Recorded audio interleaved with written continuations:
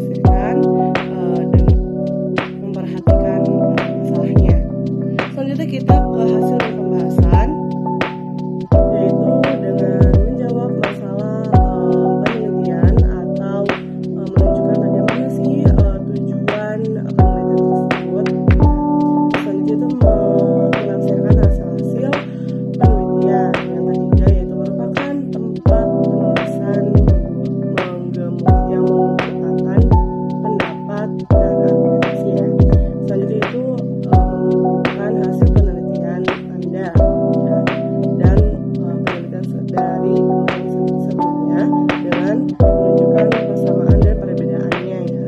Selanjutnya itu menjelaskan arti temuan untuk memperluas ilmu dan teknologi. Selanjutnya itu ada kesempatan saran, dimana ini bukan mencoba dari bahasan yang karena kan biasanya banyak sekali artikel-artikel atau jurnal yang isi kesimpulan atau seperti itu kesimpulan itu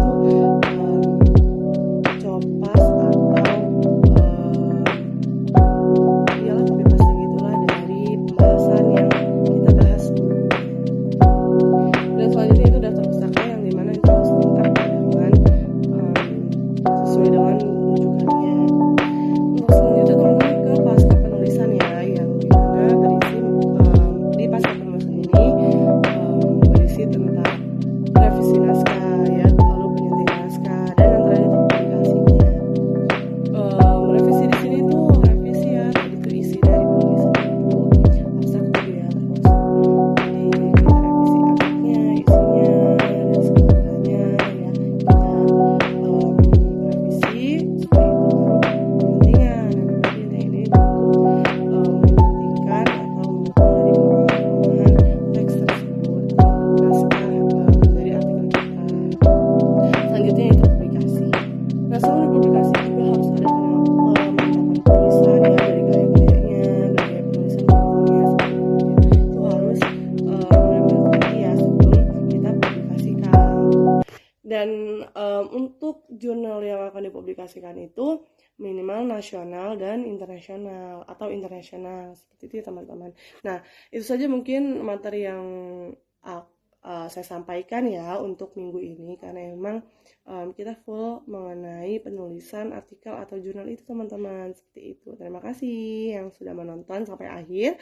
Kurang lebihnya mohon maaf. Wassalamualaikum warahmatullahi wabarakatuh. Bye bye.